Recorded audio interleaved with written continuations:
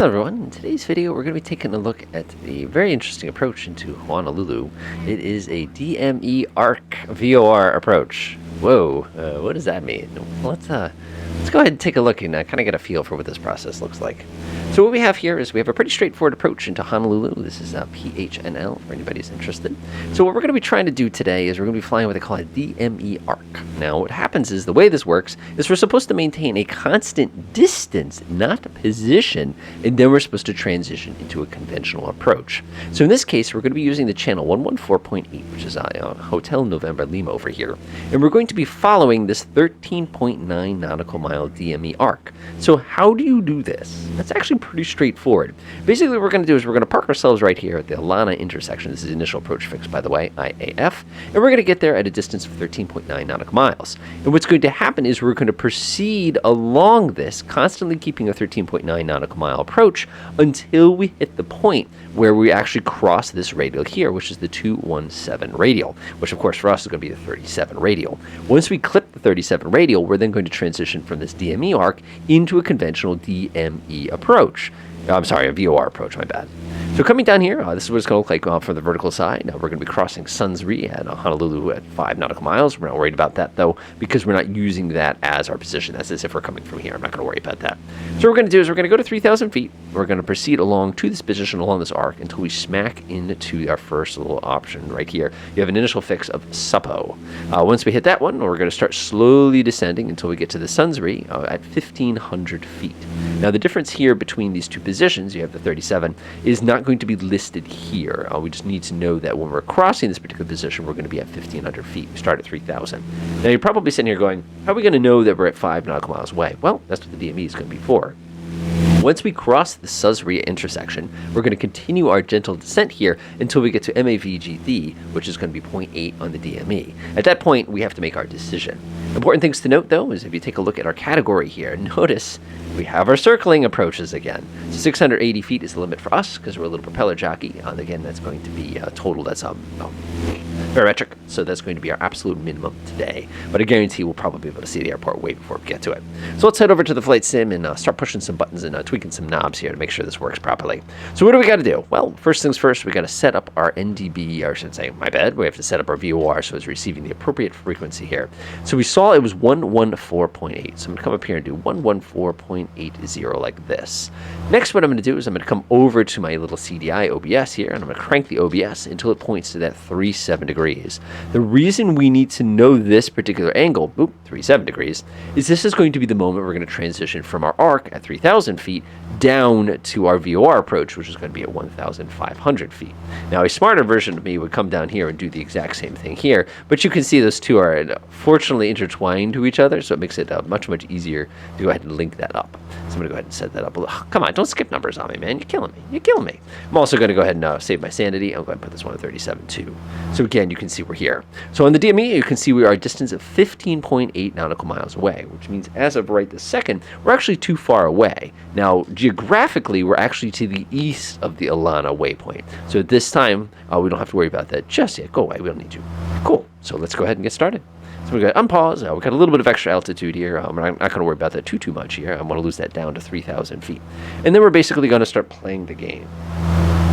So the first thing we have to do is we have to hit that 13.9 nautical mile arc. You can see right now we're hovering at 15.6, 15.5, slowly making our way downwards. So the trick here is pick a constant heading towards perpendicular to the initial radial and simply play the game until you manage to get that. The reason that number is so high still, like I said, at 15.3, is on account of the fact, like I was saying, I'm actually a little far out right now. I have to proceed west to actually get to the front of that arc. Now, for those of you who are very, very interested in the airspace that actually is Honolulu, you'll realize what we're actually doing with our airplane is following this super duper narrow band of protected airspace that basically keeps you away from everything and makes it a little bit easier to kind of proceed. So I'm going to come to my right just a little tiny bit here. You can see I'm at 14.9 in the DME. Again, for those who are sharp-eyed, you're looking right there, 14.8 right now. A little bit of trim here. This is going to make ourselves a little bit easier on our approach. Got to see what my RPM is. The super yoke gets in the way. You don't sit this far away from the seat in the real world, but also in the real world, you have a lot more peripheral vision, so it's just easier to just kind of peek at the corner of your eye sort of a thing and see exactly what you're doing. So what we'll do is we'll cheat just a tiny bit. give it a couple blasts, high speed there, and we'll kind of make our way over to that particular position. Now, in the real world, typically you're going to be vectored in. You're not going to be just kind of feeling this out on your own. What they'll do is they'll say proceed X, proceed Y, proceed Z, proceed X, proceed Y, something like that, until they line you up with the initial approach fixture, which, like I said, is that Alana. Now, do you notice how my distance measuring, my DME, is not changing a lot? The reason it's not changing a lot is because of the fact that I'm getting to be perpendicular to the actual station itself. If I were to actually go grab this real fast, let me go ahead and open it back up real fast. I am basically proceeding this way. And what's going to happen is when you're perpendicular, the DME will not change. So once I hit that 13.9, I move the plane right in order to get closer. I move the plane left to get the plane further away out. And again, that's for this particular case, so it should be pretty fine. All right, a couple blasts of trim, make my life a little bit simpler here. And I think we're just about to cross that point. Okay, so right now on the DME, I am 14.2 nautical miles out. That means, see how it went to 14.3, how this number got bigger? If the number gets bigger, we're simply going to come to the right. So in this case, I'm going to go ahead and give myself a gentle right turn here. And we'll go ahead and cancel that right turn out. And we're just going to watch the DME. So what's going to happen is, as we start moving back inwards, I'm actually going to move even more inwards here, because we don't want to be more than a half mile out, because we're going to actually lose the airspace that we're supposed to be flying inside of here. There we go. Sweet. So I'm going to watch my DME. So do you see how the DME number just came down to 14.2? It's right over there, am I right? You're going to watch it, and see how it's starting to go down too fast? So now what we do is we actually bring the aircraft back over to the left to arrest that speed. So we'll come at straight west here, and watch the DME. See, we're at 14.0. Now we want to see what it's going to do. If it changes to 13.9, that means we're getting gradually closer. If it changes to 14.1, that means it's getting gradually farther away. So in this case, that sucker's hovering right at 14 and it's not changing. Oh, there's 13.9. So this is the correct distance. Now that number changed closer, which means we actually need to come slightly to the left here. We'll go ahead and level the aircraft off and just kind of hold it straight like this. There we go. So now we're hovering at 13.9 nautical miles away. Now remember, the arc that we're on is going to be moving slowly to the right. So what we're doing is we're looking at that distance right now, which is hovering at 13.9, and we want to take the entire plane and we want to tilt it very slightly to the right. And by slightly, I mean like a half of a degree. It's like not very much. And we're going to hold that tilt until we start crossing that radial. Now, you're probably saying here, when do we start crossing that radial? Well, we're going to start crossing that radial when you suddenly see this needle start swinging back towards the center. The needle is alive, so to speak. So again, I'm watching the distance. See how it turned to 13.8? That means I got too close. So I'm going to go ahead and bring my aircraft. That means my arc, I was turning too aggressively. So what I'm going to do is I'm going to come back towards west. Go ahead and level myself back out here. It's an easy aircraft to tilt because it just goes that. And I'm just going to keep an eye on the DME, and I'm hoping it pops back up to 13.9. Now, if you have a nice modern electronic system that automatically calculates these for you, you could actually get a GPS to... I thought I saw an airplane go away. You could actually get back to 13.9. So now we got to come back to the right again. You can actually have the GPS follow this entire procedure without you having to go through the tedious process of kind of basically, like I said, I'm sort of feeling it out right now. So you can see I'm facing directly west, and I'm back at 13.9 nautical miles, which means I'm doing an okay job. So what I'm going to do is I'm going to fast forward to right about the point where we have to make this a VOR approach. There we go. So I just noticed the needle's starting to go. We're still at 13.9.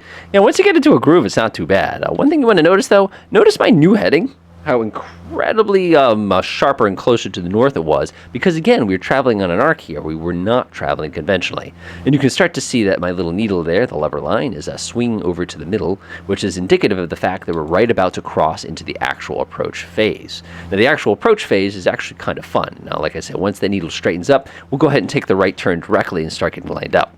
Our final heading here, by the way, is, like I said, it's going to be about that 35, 36, 37 degrees. And that's getting pretty close to center. So I'm actually going to go ahead and start arcing the plane over here like this. We're now done the arc sequence of the DME arc, and now we're going to be transitioning into the actual VOR approach. Again, just because you can't see doesn't mean you can't fly. It just makes things more interesting, that's all. And you can see very clearly from the middle that we're just slightly off course here. So I'm going to go ahead and level the sucker off like that. Push that nose down. Now, we don't want to be over 100 feet. We're breaking all the rules there, but that's all right.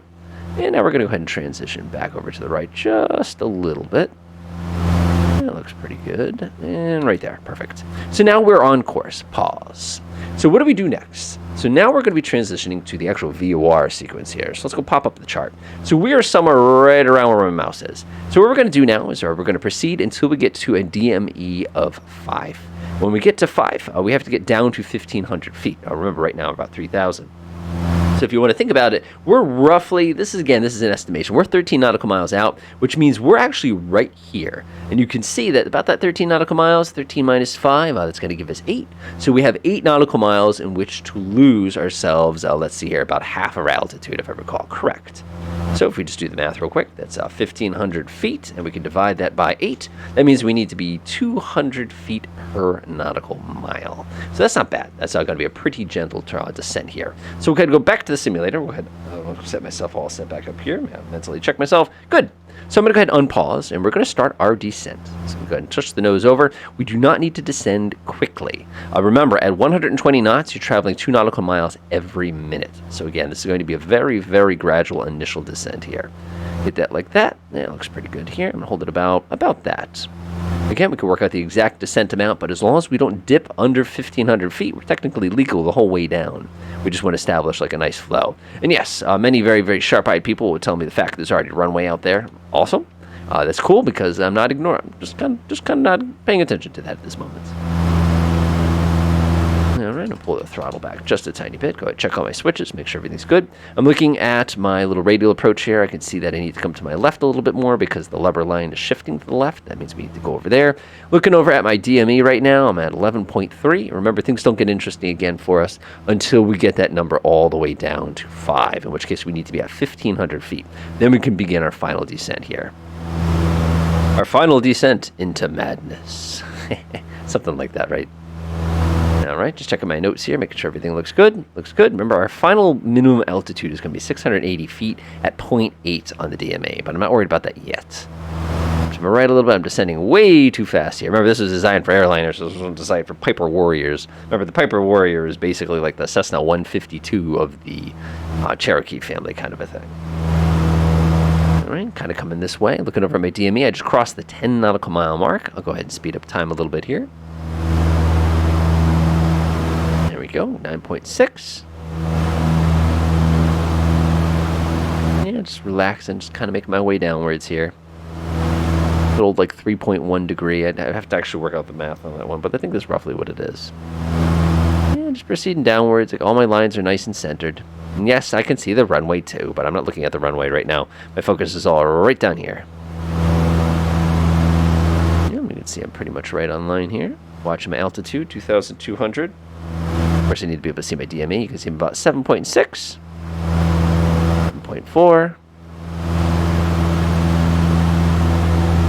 Again, you're trying to keep that needle centered because that's our lateral guidance here. 6.7. Remember, 5 is the magical number here. 6.5.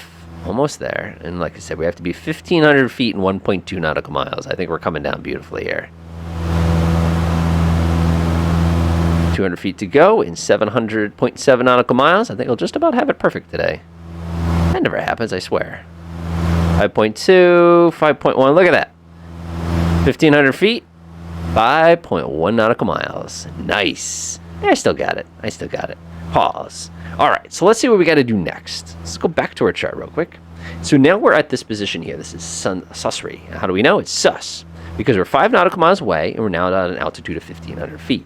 So what we're going to do now is we have 4.2 nautical miles in which to give up down to our minimums here. And again, this is going to be about that same 500 feet descent rate. Another way to think about your descent rate is just take your ground speed and divide by 2, and that's basically going to be your descent rate there. So in this case, at 1,500, we want to just check my math real quick. Looks good. Yeah, about 500 feet per minute at 100 knots will get us down pretty well here. And when this is 0.8, we'll go ahead and make sure we'll check our altitude's correct, and we're going to see out the window to see whether or not we can see our target. I'm not thrilled with the fact I can see my target, so I'm going to break the clouds a little bit here. Woo! Come on, give me some real clouds here.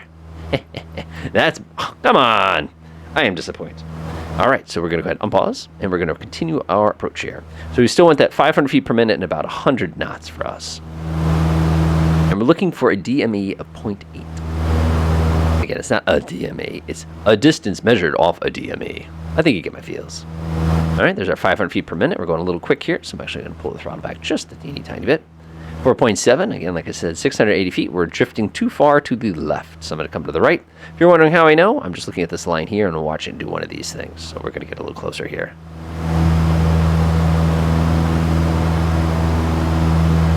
Looks pretty good. I'm going to go, no, this thing is annoying me. I'm just going to push into it real fast. Where's my button? Boop. There. Yeah, that's a useful thing, isn't it? Neat. I love how it gives you a rough estimation and all those other kind of things. But you get my ideas. You get the ideas. All right, let's start making our way down here. We'll go ahead and cheat a little tiny bit. Here we're looking at about 500 feet per minute at 100 knots, so we're going way too fast. There we go. Pop in a click of flaps. Oh, we got to get a little bit lower first. A little bit lower, a little bit slower. 3.2, that means we're descending too fast. Now I can get my pop of flaps in. Not my papa flaps, my mama flaps. All right, got to come to the left just a little bit. 1,000 feet. Our minimum is 680 at 0.8. Pretty much right on course. We're coming down too fast. Remember, we can't go less than 680. 1.8 on the DME. We got to flatten out just a little more. Pretty steady. 1.5 nautical miles on the DME. 1.2. Get ready for decisions. Can't go lower than this. Level the plane off. There's my 680. Stop. And I can look right out the window. I see the runway. I'm declaring a landing. Let's go ahead and land the plane. So just like that, we were able to use that DME arc to get us all the way down to the ground. Now, the incredible thing is, and I'm sure most of you saw this, was the fact that look at this weird angle this puts us at versus everything else on the ground. Because remember, a VOR station is what was providing us with the critical information we needed to go ahead and land this plane.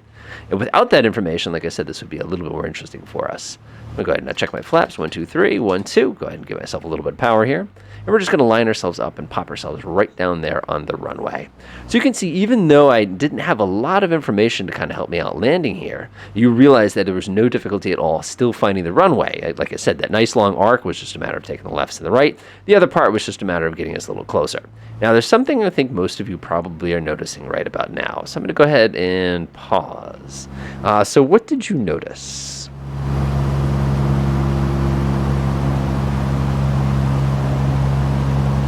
Exactly. You probably noticed that there's no runway listed on this approach.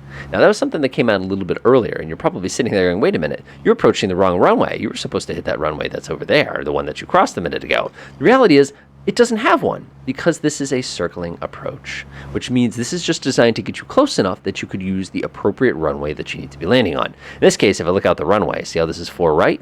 We've essentially used this approach to get us onto 4 right, but it could actually have gotten you on all these different runways because of its circling approach nature.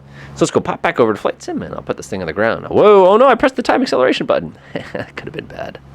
Go ahead and slow this plane down. And one of the fun things about Warriors, the first time you go to land one, if you're a 172 jockey, is you go to bring this thing over the ground, and the plane just does not want to touch the ground. I think I'm still at 2x here, but that's okay. Oh man, it's like walking slowly. There we go. Nose up just a little bit. Oh, the crosswinds. We're here. Cool. So hopefully this video was interesting. There's actually a lot of those radial approaches, especially in other parts of the world. I know there's several in South America. There's a few in Europe and really tricky mountainous regions. But at the very least, you could see exactly how this works. Other than that, enjoy.